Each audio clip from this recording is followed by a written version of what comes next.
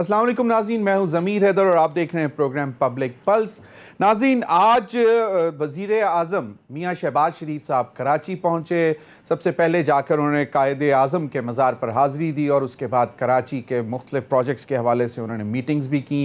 और एक जो उनका सबसे बड़ा है, जो हमें बताया भी ये गया है कि वो कराची की जो सर्कुलर रेल रोड है उसको वो फौरी तौर पर शुरू करने में इंटरेस्टेड हैं। और ये याद रहे कि जनाब जब शेख रशीद साहब वज़ीर रेलवे थे तो वो ये कहते थे कि मैं ये चाहता हूँ कि फ़ौरन शुरू कर दें, लेकिन वो नहीं हो सका। लेकिन आज आपने देखा मियाँ शहबाज शरीफ साहब कराची पहुँच गए हैं और मामलात जो हैं वो अब हकूमती मामला तेज़ी से आगे लेकर जाना चाहते हैं, लेकिन काबीना की तश्कील अभी तक नहीं हो सकी। और कहा यह जा रहा है कि उसमें शायद MQM के कुछ मामलात हैं, कुछ पाकिस्तान पीपल्स पार्टी के मामलात हैं, और जो प्रेडिक्शंस की जा रही थी कि जनाब इनमें शायद कुछ खिंचाव रहेगा और वो अब से नज़र आना शुरू हो गया हुआ है। लेकिन कहा यह जा रहा है कि तमाम मामलात ऐसे तरीके से हल कर लिए जाएंगे और जो भी इत्तेहादी हैं सबको जो है ऑन बोर्ड रखा जाएगा। आज निजी टीवी पर आसिफ अली जरदारी साहब का इंटरव्यू मैं सुन रहा था, जिसमें उन्होंने कहा कि दो काम जो हैं वो इलेक्शन से पहले वो ज़रूरी करना चाहेंगे। एक तो ये कि नैब की जो पावर्स हैं उनको वो कर्टेल करना चाहेंगे। पाकिस्तान जो मुस्लिम लीग नून की हुकूमत को वो सिफारिश करेंगे कि जिस तरह बाकायदा मामला शुरू होते हैं तो नैब के हवाले से जो है उसमें लेजिस्लेशन लाई जाए और उसकी पावर्स को कर्टेल किया जाए, जिसमें दो उन्होंने इंतहाई अहम चीज़ों की निशानदेही की आसिफ जरदारी साहब ने।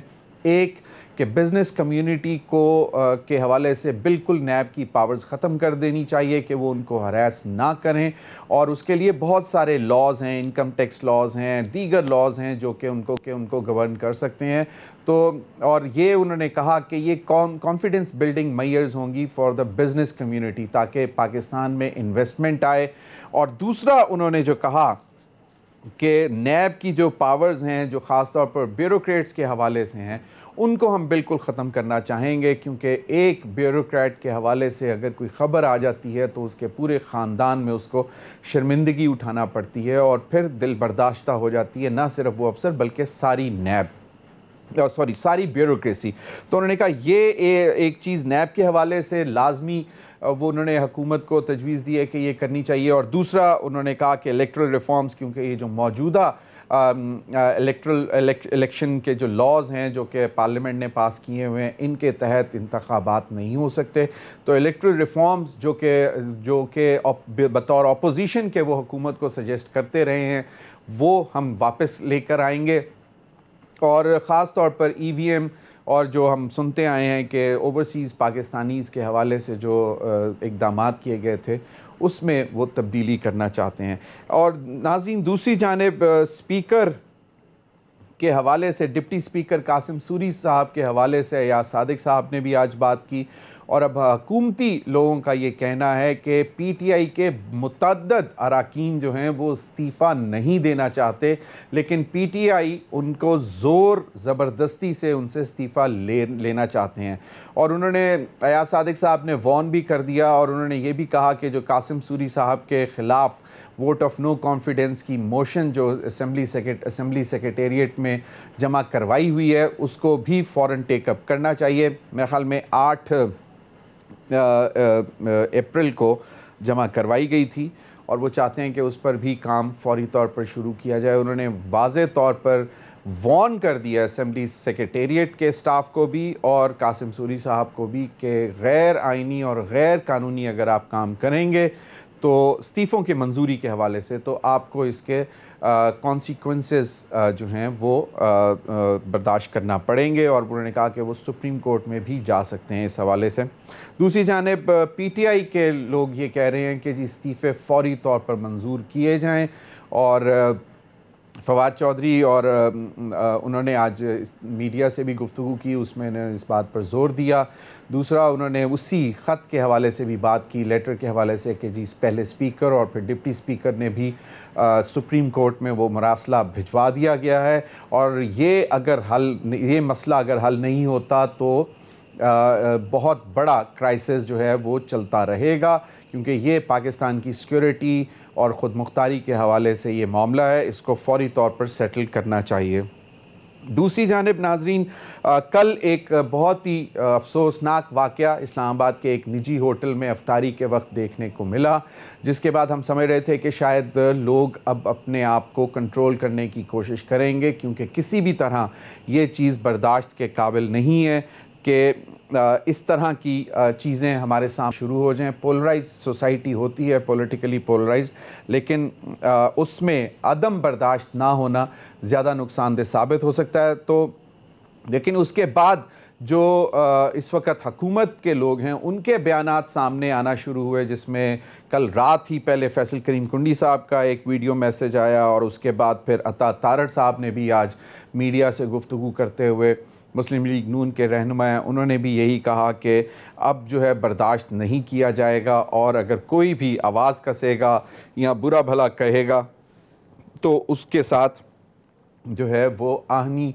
हाथों से निपटा जाएगा। तो ये एक बहुत ही तकलीफ़देह अमल है, इस पर भी बात करेंगे। इन तमाम मामलात पर बात करने के लिए मेरे साथ मौजूद हैं सेनेटर गौस न्याजी साहब, रहनुमा पाकिस्तान मुस्लिम लीग नून। बहुत बहुत शुक्रिया न्याजी साहब आपके वक्त का।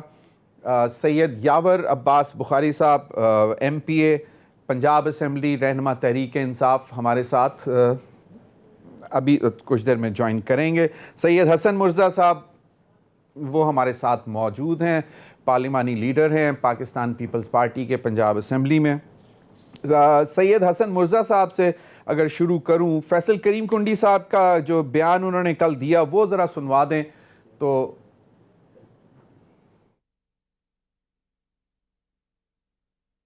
आज एक निजी होटल में एक नाखुशगवार वाक़या पेश आया। एक डॉक्टर अफरीदी साहब थे, जिन्होंने, हम अफ्तारी करने गए थे, नूर आलम साहब, हमारे मैंने, और जो है मुस्तफ़ा नवाज़ खोकर साहब, नदीम चंद साहब, शेख वक़ास साहब, और उन्होंने, डॉक्टर साहब ने जो है वो नूर आलम को बुरा भला कहा और गालियाँ दी। फिर बाद में हमने उनको समझाया अफ्तारी के बाद कि इस किस्म के एजुकेटेड लोग इस किस्म की बातें नहीं करते, लेकिन वो उस पर उन्होंने जो है वो हम पे हाथ डाला, हम पे अटैक करने की कोशिश की, गालियाँ बकी, जिसके बाद हमें सेल्फ डिफेंस में उस डॉक्टर की जो है सही दुर्गत की, उनको सबक सिखाया, क्योंकि लातों के वो जो है वो बातों से नहीं मानते। इस किस्म के वाक़यात को फ़रोग़ देना PTI का एक वतीरा है। उन्होंने अपने वर्करों को, अपने एजुकेटेड क्लास लोगों को इस किस्म की चीज़ें सिखाई हैं। आज के बाद जो है इस किस्म की चीज़ों को जो है हम नहीं टॉलरेट करेंगे, क्योंकि आपकी अगर किसी माँ बहन को कोई गालियाँ निकाले या आपके ऊपर कोई हमला करे तो आप खामोश नहीं बैठ सकते। लिहाजा इस किस्म की चीज़ों को टॉलरेट नहीं किया जी। फैसल करीम कुंडी साहब ने वाज़े तौर पर कह दिया कि आइंदा के बाद हम इस किस्म की चीज़ बर्दाश्त नहीं करेंगे, और उन्होंने इस हद तक कह दिया कि लातों के भूत बातों से नहीं मानते, यानी कि तसादुम की सूरत हाल पैदा हो सकती है, क्योंकि अब सेंटीमेंट्स जो हैं दोनों तरफ बढ़ते जाएंगे, जज्बात बढ़ते जाएंगे, और खुदा ना खास्ता अगर ये तो एक निजी होटल में चंद एक लोग थे, अगर खुदा ना खास्ता कहीं स्ट्रीट पे दो बड़ी रैलीज़ या जलसे एक दूसरे के सामने आ जाते हैं और लोग इश्तियाल में आकर जो है मार पटाई शुरू कर देते हैं, तो फिर सूरत हाल ख़राब हो सकती है। लेकिन PMLN के लीडर अता तारड़ साहब ने भी कुछ ऐसी ही बात कर दी, वो भी ज़रा सुन लें तो फिर उस पर बात करते हैं।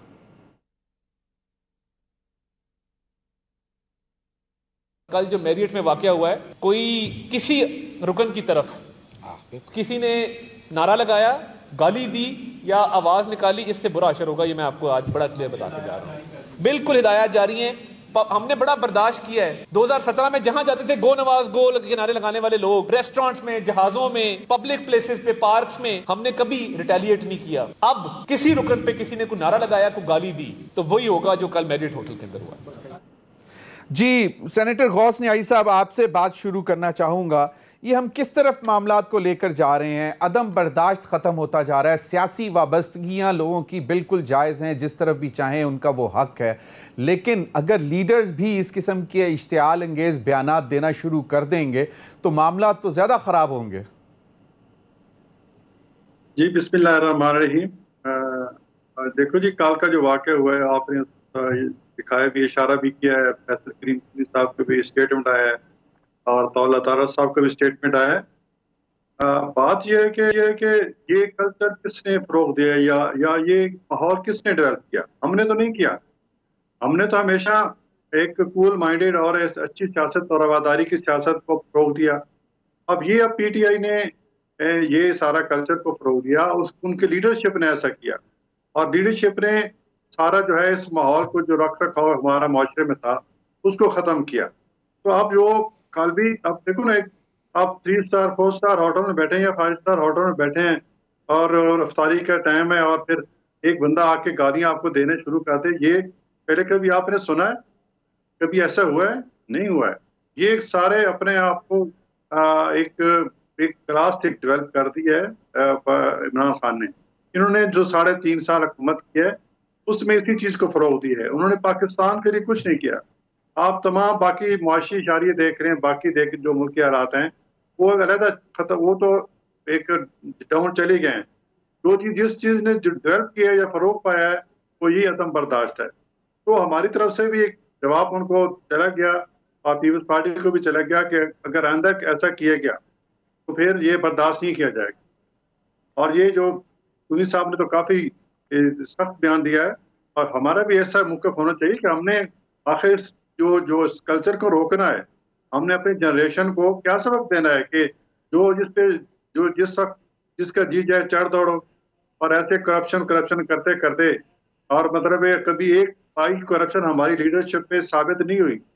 ना आज हुई है, ना पहले हुई है। सही। 4 साल से हम केस भुगत रहे हैं।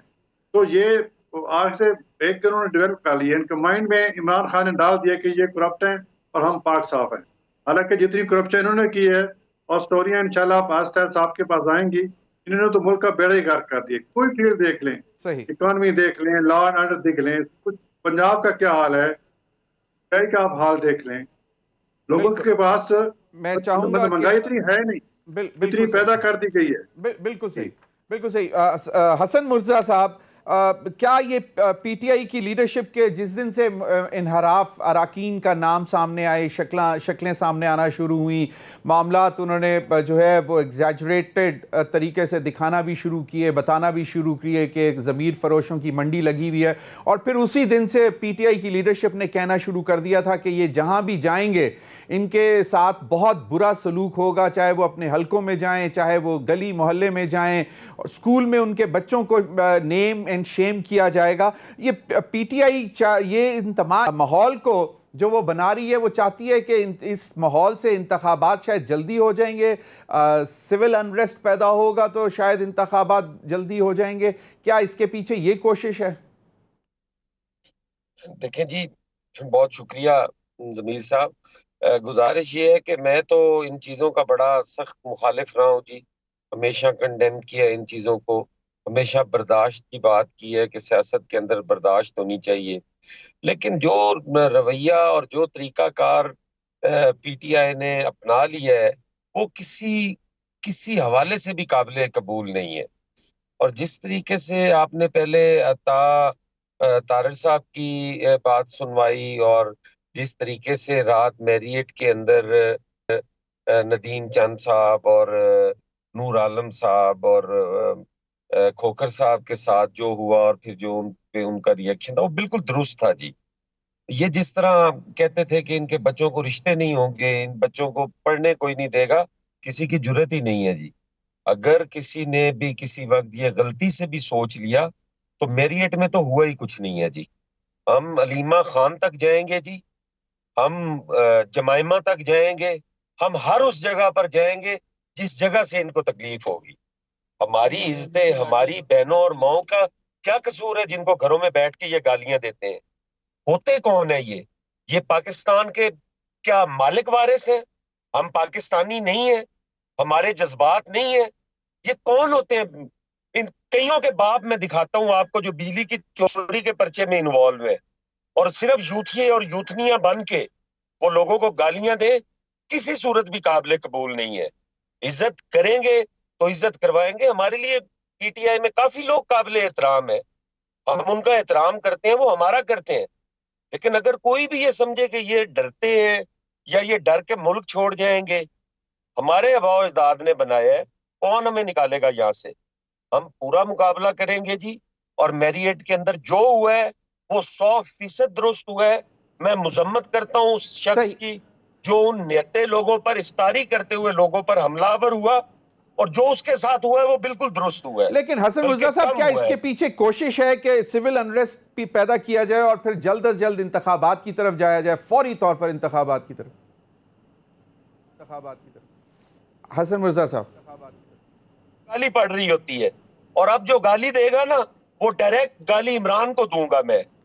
अगर किसी जूथिये ने मुझे गाली दी तो वो डायरेक्ट उसके लीडर को दूंगा, और फिर पूछूंगा हाँ कितनी तकलीफ हुई है। सही। ये कौन सा तरीका है जी कि आप किसी को गालियां देने बैठ जाए, किसी को आप होटल के अंदर इफ्तारी ना करने दें?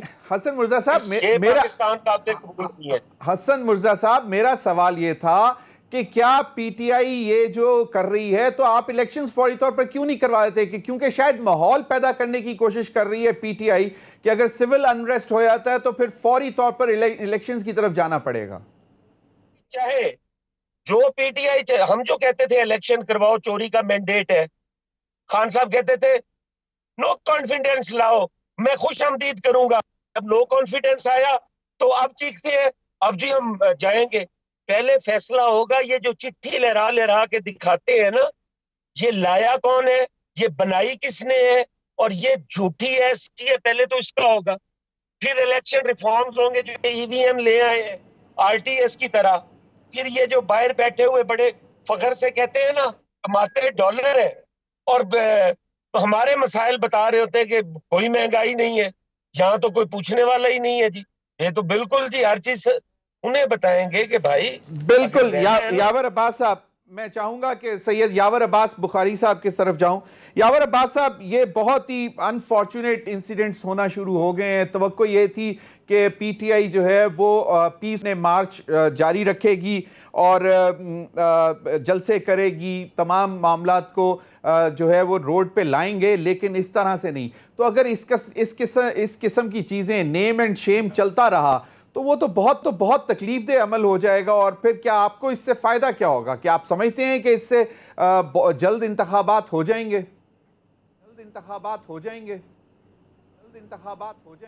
वाले मोहम्मद वाजिल फराजहुम। देखें, अगर एक बंदा अपने जज्बात के ज़रिए किसी को बोलता है कि तुमने अपनी वफादारियाँ तब्दील की और तुम एक गद्दार हो पार्टी के फ़लसफ़े के और तुम कमज़ोर इंसान हो, तो उसमें तो ये तनकीद तो बर्दाश्त करनी चाहिए और करनी पड़ेगी। और अगर जैसे अता तारल ने बात की कि हम दिखाएंगे और ये करेंगे और वो करेंगे, तो वो जब वो दिखाने पे आएंगे तो फिर हम खड़े हुए फिर दिखाएं। जैसे हसन मुर्तज़ा साहब ने बात की, मेरा भाई है, कि हम इमरान खान को गाली देंगे, तो हम इनके किसी को छोड़ेंगे? फिर ये तरीक़ाकार उनका भी गलत है, अगर हमने किया हमारा भी गलत है। ये नहीं होना चाहिए।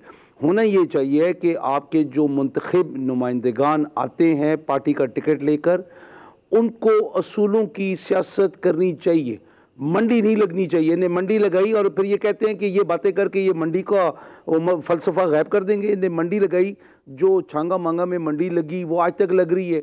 वो जरदारी साहब ने बलूचिस्तान की हुकूमत पिछली दफ़ा तब्दील की, ये कैसे होता था? ये लोग अलाउ करते हैं, ये लोग इस फ़लसफ़े में यकीन रखते हैं, हम कहते हैं नहीं।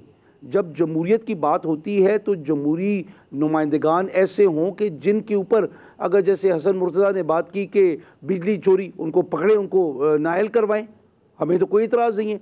जैसे कोई करप्शन की है वो सामने लाएं, नाअहल करवा दें, हमें तो कोई इतराज़ नहीं है। ये तो अच्छी बात है हसन मुर्तज़ा ने की। लेकिन अगर किसी ने ये जुर्रत की कि कल ये हमें बोले कि इमरान खान को हम ये बोलेंगे और वो बोलेंगे, इमरान खान हमारा वज़ीर आज़म है, रहेगा। ये इम्पोर्टेड हुकूमत तो एक साजिश के ज़रिए है। 13 के 13 ये इकट्ठे होके ने ये काम किया, कोई फ़र्क नहीं पड़ता। और 13 के 13 इकट्ठे होके भी पूरा नहीं कर सके, फिर हमारे बंदों को इन्हें ख़रीदा। हमें कोई यार करें जो कुछ करना है, लेकिन वो जो बंदे हमारे गए थे, उनको हमारे टिकट पे जो गए थे, उनको तो उनके हलकों के अंदर हम जवाब देंगे, वो तो हम पीछे नहीं हटेंगे। ये लोग जो करना चाहें उसके बाद करके हमें दिखाएं, हमें कोई एतराज़ नहीं है। ये कानून का सहारा लेते हैं ये लोग, कहते हैं कि मैरिट में जो हुआ ठीक हुआ। एक बंदे को 3 बंदे पड़ गए, अब ये तरीकाकार नहीं है। अगर ये लोग यही तरीकाकार रखेंगे तो चीज़ें फिर इससे बहुत आगे जाएंगी। मैं ये कह रहा हूँ कि ये जो कुछ भी है गलत है, लेकिन अगर एक बंदा बिकता है तो उसको हम ना बोलें कि वो ये बिका है। हम ये ना बोलें कि ये बंदा पैसों के बस इससे अपनी इज्जत, अपने ख़ानदान की इज्जत, अपनी पार्टी मैंडेट इसमें बेची है। तो हम ये बातें क्यों ना करें? बिल्कुल बिल्कुल सही। यावर अब्बास साहब, मुझे ब्रेक की तरफ जाना है। ब्रेक के बाद वापस आऊंगा तो इस पर भी बात करेंगे और फिर मजीद जो इस वक्त सूरत हाल बन रही है, रेजिग्नेशंस के जो दे चुके हुए हैं पाकिस्तान तहरीक इंसाफ के लोग, क्या वो ज़बरदस्ती दे रहे हैं जो कि अयाज सादिक साहब ने कहा है, और अगर दे चुके हैं तो अभी तक मंजूर क्यों नहीं हुए? ब्रेक के बाद।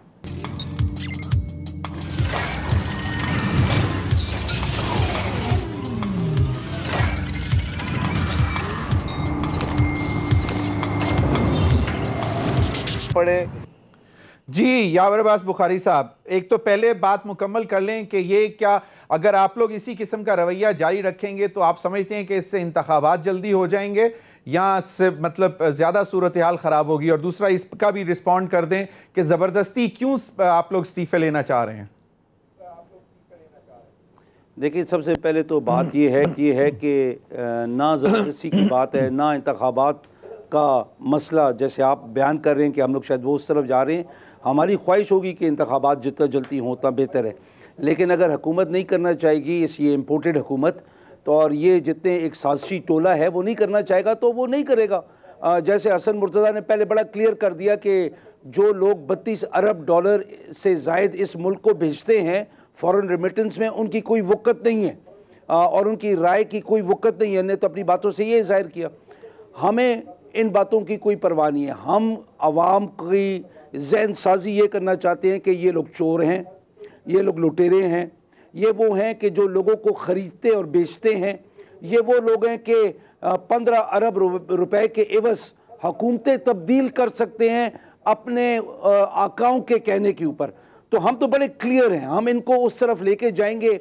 जो जो बिका है हम उसको इंशाल्लाह ताला इलेक्शन में खड़े होने के काबिल नहीं छोड़ेंगे और अवाम फैसला करेगी, अवाम इनको सुनाएगी। ये 13 के 13 इकट्ठे हो जाए, हमें कोई परवाह नहीं है। अभी से जो इनको खौफ है ना, आज भी पीपल्स पार्टी नून से पंजाब में सीट एडजस्टमेंट मांग रही है, तो मतलब पीपल्स पार्टी के अंदर इतना जोर नहीं है कि अपने बलबूते पे खड़े हों। मतलब ये लोग इतने ख़त्म हैं, इतने फारिग हो चुके हैं पंजाब में कि ये तो बात ही ना करें। नून की जो हालात हैं वो इंशाल्लाह ताला अवाम बताएगी कि नून कितनी पॉपुलर है। हमने इनको नहीं छोड़ना, हम इनकी हर साजिश को बेनकाब करेंगे, हम बताएंगे। ये नहीं कि गलतियां हमसे नहीं हुई हैं, ये नहीं कि गलतियां हमसे नहीं होंगी, लेकिन हम लोगों को भी चाहिए हम अपनी गलतियों के ऊपर नजर षानी कर, हम उन गलतियों को दोहराएं नहीं। सही। हम जिस तरीके के इस किस्म के 2 नंबर लोगों से हम लोगों ने गलती की कि जो इनको टिकट दिए, चलें, और इन लोगों ने का मामला अयाज सादिक साहब कह रहे हैं कि जबरदस्ती रुपयों की खातिर, सीटों की खातिर, टिकट की खातिर इन्हें तब्दील किए। इंशाल्लाह आइंदा नहीं होगा। हम इलेक्शन जब भी हो, ये जो मर्जी कर लें, हम इंशाल्लाह ताला इनको इस दफा सबक सिखाएंगे। यावर अब्बास बुखारी साहब, मैंने जो पूछा, मईशत तबाह हो गई और ये हो गया और वो हो गया, मईशत की जाके फिगर्स चेक करें। बुखारी साहब, मैंने हमारे पास तो अभी नहीं है ना, उसकी फिगर चेक कर ले। इस्तीफे जबरदस्ती ले रहे हैं जी इस्तीफे कतई नहीं। जो इस्तीफा नहीं देना चाहेगा वो अयाज सादिक साहब या जो भी उस टाइम पे चेंबर में बैठे होंगे वो बुला के पूछेंगे ना। जो नहीं देना चाहेगा ना दे, लेकिन फिर उसका पार्टी से ताल्लुक कोई नहीं होगा। हमारा अगर जो भी हमारे मतलब ऐसे कुछ लोग हैं जो इस्तीफा नहीं देना चाहते, स्ट्रैटेजी है। मैं आज हसन मुर्तजा साहब को कहता हूं कि जो बिलावल भुट्टो जरदारी कहे या आसिफ जरदारी कहे उसे इनकार करें, वो कहे इस्तीफा दो और ये ना दें। नहीं, ये कैसे हो सकता है? पार्टी डिसिप्लिन तो लीडर से चलता है ना। कुछ लोग हैं जो इस्तीफा नहीं देना चाहते। चलें, बिल्कुल सही है। हम वो करेंगे। गौस न्याई साहब, इसी हवाले से फवाद चौधरी साहब ने भी गुफ्तगू की और उन्होंने कहा कि ये गैर आईनी काम हो रहा है, इस्तीफे फौरी तौर पर मंजूर होने चाहिए। वो भी जरा सुन लें ताकि फिर मैं चाहूंगा कि आप उस पर भी रिस्पॉन्ड कर दें। तमाम पीटीआई के अरकान ने असम्बली में खड़े होकर इस्तीफे दिए हैं, तहरीरी इस्तीफे स्पीकर के पास पहुंच गए हैं और अब असम्बली का जो स्टाफ है या जो बाकी लोग हैं उन्हें चाहिए फौरी तौर के ऊपर उसकी जो नोटिफिकेशन है वो इलेक्शन कमीशन में भेजें। वो क्यों रख के बैठे हुए हैं? और अगर आप इस तरह से समझते हैं कि इस्तीफे डिले करके कोई ये क्राइसिस खत्म हो जाएगा, क्राइसिस खत्म नहीं होगा, ये बहरान बढ़ेगा। अगले 3 हफ्तों में ये बहरान इतना बड़ा हो जाएगा आप संभाल नहीं सकेंगे। जी साहब, मेरी आवाज आ रही है? जी जी आ रही है जी। ठीक। अच्छा जी, पहले तो ये कह मेरे भाई यावर अब्बास साहब फरमा रहे थे कि जी जब इलेक्शन होगा तो हम नून पे हशर कर देंगे। तो ये मेरी इनसे गुजारिश है कि पिछले 1 साल में या 1.5 साल में 10-12 इलेक्शन हुए और आखिरी जो इलेक्शन हुआ है उसमें तकरीबन 12-14 हज़ार इनसे जीते। तो हम इलेक्शन से भागने वाले नहीं हैं। हमने हमेशा आपको शिकस्त दी है और वक्ती तौर पर जो आपको ये जज्बाती उबाल सा महसूस हो रहा है, आपको जब आवाम के पास जाएंगे तो आपको पता चल जाएगा कि आपकी हैसियत क्या है या आप आवाम ने आपने आवाम को कितनी तकलीफ होती है कि गरीब बंदे को कितनी तकलीफ हुई है, महंगाई के हाथ को किस तरह है, न किसी को कोई बेचारे को दिहाड़ी मिलती है, किसी को नहीं मिलती है। और फिर वो तो 2 वक्त की रोटी के लिए भागे फिर रहे हैं, या कि सेहत के लिए या तालीम के लिए अपना वो कुछ तवज्जो होते हैं। दूसरी बात यह है कि इस्तीफे की बात किया है, इस्तीफे तो ये दें हम तो एक कानूनी तरीकाकार है, उसमें स्पीकर साहब सर्टिफाई करते हैं कि जी ये बाकी ब्लॉक पूछते हैं कि जी आप रिजाइन देना चाहते हैं, वो अगर तो कहते हैं कि हाँ रिजाइन देना चाहते तो रिजाइन एक्सेप्ट हो जाता है, उसमें तो कोई ऐसी बात नहीं है। ये धरने के दिनों में भी इस्तीफों की धमकी हमें देते थे और फिर इस्तीफे दे के और फिर वापस आ गए थे और इंशाल्लाह आप देखेंगे कि इनमें से आधे से ज्यादा ये लोग वापस आ जाएंगे और आधे से ज्यादा इनके लोग काफी हमारे से रब्ते करते हैं, जैसे याद सादिक साहब ने कहा है और याद सादिक साहब से स्पीकर काम कर रहे हैं तो उनको बता रहा हमारे जो डिजाइन एक्सेप्ट नहीं कर। देखो एक बंदा 5 साल का मैंडेट लेके आता है, आप उसको 3 साल या 3.5 साल बाद कहेंगे आप रिजाइन दें, क्यों रिजाइन दें? तो आखिर इलेक्शन है, इसमें लड़ना का आसान तो नहीं है, करोड़ों रुपए खर्च होते हैं, आपकी एनर्जी ज़ाया होती है। तो हम तो चाहते हैं कि जमहूरी निज़ाम चलता रहे, सही। लेकिन अगर ये रिजाइन सारे दे भी दें तो हमारे पास इस वक्त इंशाल्लाह 200 के करीब मेंबरान है, हम अपना 1.5 साल मुकम्मल निकाल सकते हैं। बिल्कुल। और फिर इलेक्शन के बारे में एक बात कहूँ कि इलेक्शन जो है इस वक्त इलेक्शन फॉर्म के बगैर हो नहीं सकता। आपको पता है कि इलेक्शन अभी तो इलेक्शन कमीशन मुकम्मल भी नहीं है, पंजाब और जो मेंबरान है उनका इंतखाब सका है। ये सारा सुप्रीम कोर्ट में चीफ इलेक्शन कमिश्नर ने कह दिया कि कम से कम 7 महीने हमें चाहिए, 7 महीने जाके इलेक्शन हो सकते हैं।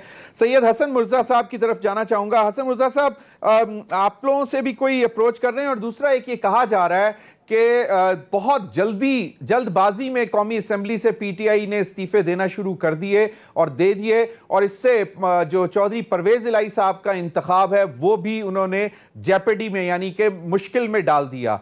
आप इसको सब्सक्राइब करते हैं? और दूसरा ये कि क्या वाकई लोग हैं पीटीआई में जो इस्तीफा नहीं देना चाहते? एक बहुत बड़ी तादाद है जमीर साहब जो चाहती है कि हम रिजाइन ना करें और उन्होंने नहीं करने। रिजाइन का जो तरीकाकार है कानूनी और आईनी तरीके से वो सारे फॉर्मेलिटीज पूरी होंगी तो उसके बाद जो इस्तीफा देना चाहे उसका क्यों नहीं एक्सेप्ट होना। जब एक दिननी इलेक्शन हो सकता है तो वो इस्तीफे होंगे, कानून और आइन अपना रास्ता निकालता है। जब भी कोई बहरान या डेडलॉक पैदा होता है आइन अपना रास्ता और कानून अपना रास्ता निकाल लेता है। और वो किस तरह अगर इस तरह होता तो जितने बहरान आईनी बहरान खड़े किए खान साहब ने तारीख में उसकी मिसाल नहीं मिलती। आप देख लें इसी इलेक्शन में उन्होंने स्पीकर से रिजाइन करवाया, उन्होंने सीएम से रिजाइन करवाया, उन्होंने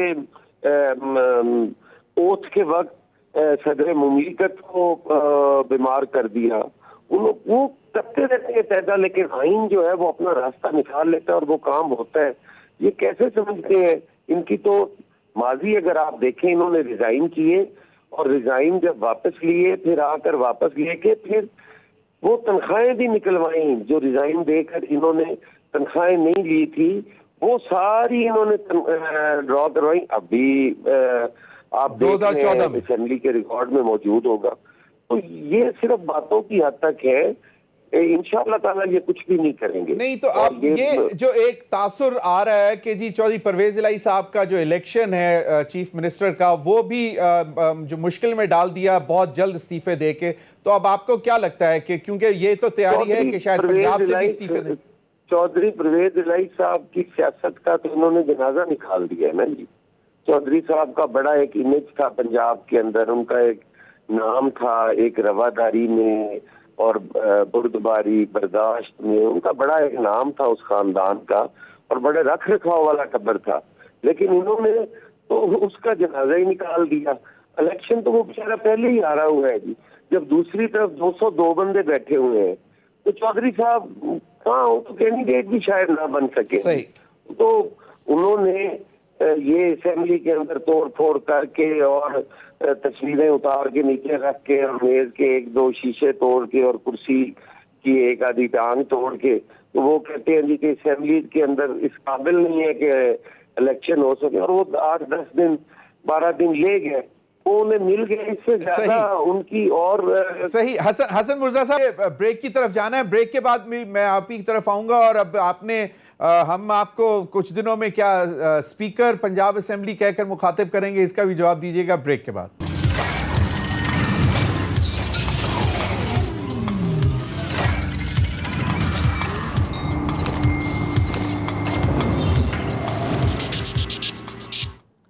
वेलकम बैक नाज़रीन। सैयद यावर अब्बास साहब, मुझे ये बताएं कि क्या पंजाब में जो 16 तारीख को अब इलेक्शन होना है उसकी सूरत हाल क्या बनेगी, और जो एक तासुर आ रहा है कि शायद जल्दबाजी में जो इस्तीफे दे दिए कौमी असम्बली से, इसका भी डायरेक्ट इम्पैक्ट आएगा जो पंजाब का इलेक्शन है?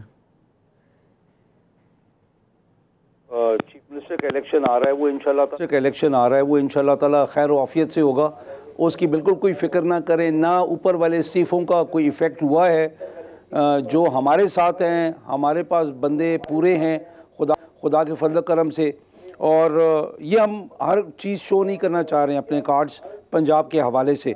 वो 2-3 दिन आगे है, दूर है, वो इंशाल्लाह ताला जब होगा आपको नज़र आएगा। जहाँ तक बात करते हैं बुर्दबारी की, हसन मुर्तज़ा साहब के चौधरी परवेज़ इलाही के बारे में, और वो कहते हैं कि वो हारे हुए हैं और हार गए, ऐसी कोई बात नहीं है, वो इंशाल्लाह वक्त बताएगा इनको। लेकिन जहाँ तक बात है कि उनकी सियासत का जनाजा निकाल दिया, आप आम आवाम से जाके पता करें जो फ़ैसला चौधरी साहिबान ने किया है PTI के हवाले से कि हम इनके साथ मिल के चीफ मिनिस्टर का इलेक्शन लड़ेंगे, लोगों ने जितना उसको अप्रिशिएट किया, जितना उसको माना है कि यार इन लोगों ने बहुत अच्छा फ़ैसला किया है। पीपल्स पार्टी के साथ तो जाना उनके लिए एक सियासी मौत थी, नून के साथ जाना वो लोग तो एक्सेप्ट ही ना करते। ये बहुत बेहतरीन फ़ैसला हुआ है, बहुत अच्छा फ़ैसला हुआ, और इंशाल्लाह ताला उनकी जो बुर्दबारी है वो बताएगी इनको कि नंबर्स कैसे पूरे होते हैं और क्या होता है, वो छोड़ दें उसको। जहाँ तक बात ये कर रहे हैं कि हम लोग सबक सिखाएंगे, तो इस किस्म की ज़बान अगर इन लोगों ने इस्तेमाल की, हम लोग भी फिर वही करेंगे, फिर वो ज़बान हमसे ना इस्तेमाल करवाएं, हमसे वो ना करवाएं, क्योंकि बुखारी साहब 3 दिन पहले यावर बुखारी साहब मेरी आवाज़ नहीं आ रही आपको? यावर बुखारी साहब मैं ये पूछ रहा हूं कि आप जो कह रहे हैं कि आवाम ने बहुत इसको वेलकम किया चौधरी बरादरान के फैसले को, अब तो चौधरी बरादरान की फैमिली के अंदर भी दरारें पड़ गई। पहले तारिक बशीर चीमा गए थे, फिर चौधरी सालेक साहब ने भी एंटी वोट दे दिया, तो फायदा किसको हुआ, कैसे हुआ? ये तो चलें, आवाम तो जो भी कर रही है, लेकिन फैसला तो पंजाब असेंबली के नंबर्स पे होना है ना। वो इंशाल्लाह हम आपको उस दिन बताएंगे। मैं अभी ज़्यादा उसके ऊपर बात नहीं करना चाह रहा हूँ, क्योंकि कई दफ़ा बातें करते करते कोई एक बात आपकी जो आपको पता होती है तो वो फिर आगे निकल जाती है। हम कोई बात नहीं कर रहे, हम खामोश हैं, और इंशाल्लाह ताला वो उस दिन हम इनको बताएंगे कि क्या होता है। देखें, अगर ये लोग इस सियासत में बिलीव करते हैं कि पार्टी के MPAs की वाबस्तगियाँ किसी चीज़ के एवज़, चाहे टिकट के एवज़, चाहे किसी ओहदे के एवज़, चाहे पैसे के एवज़, अगर इसको सियासत कहते हैं तो मैं इनकी इस सियासत के ऊपर लानत भेजता हूँ, एक नहीं 100 दफ़ा लानत भेजता हूँ। अगर हम लोग ये करें, मैं फिर उसके ऊपर भी लानत भेजता हूँ। हम लोग जब तक अपने किरदार से ये चीज़ को क्लियर ना करें कि हम लोग इन चीज़ों से बालातर हैं, तो तब तो इधर जमहूरियत चलेगी, वरना ये जमहूरियत एक दो झटके और लेगी और फिर उसके बाद जमहूरियत ने रहना नहीं है, क्योंकि हम लोग ये तो बहुत ही गंदे मशहूर हैं और ये लोग साबित कर रहे हैं कि हम लोग बिकाऊ माल हैं। हमारी जब मंडियां ये लोग लगाते हैं मैं तो हम गौस न्याई साहब से कमेंट लेना चाहूंगा। गौस न्याई साहब, क्या देख रहे हैं, पंजाब में क्या इंपैक्ट आएगा? और क्या जब इस तरह कह रही है हुकूमत पीटीआई कि जी पहले पंजाब, फिर बलोचिस्तान, फिर सिंध और फिर अल्टीमेटली केपी से भी इस्तीफे दे देंगे, तो फिर तो एक आईनी बहरान पैदा हो जाएगा, फिर इतने बाई इलेक्शंस तो नहीं हो सकेंगे। देखिए जी, पहले तो जो यावर साहब ने कहा है कि जी ये पैसे की सियासत करते हैं और पैसे लेके ज़मीन खरीदते हैं। अब देखो, ये खान साहब के जो पुराने बयान रिकॉर्ड पे देख रहे हैं, अभी अरीम खान साहब जब इलेक्शन लड़े थे या आज़ादी के मुकाबले में, उस वक्त इमरान खान साहब ने सेनेटर गौस न्याई साहब की लाइन ड्रॉप हो गई। नाज़रीन, बहुत बहुत शुक्रिया यावर अब्बास बुखारी साहब, सैयद हसन मिर्ज़ा साहब। तक के लिए इतना ही, इजाज़त दीजिए। अल्लाह हाफ़िज़।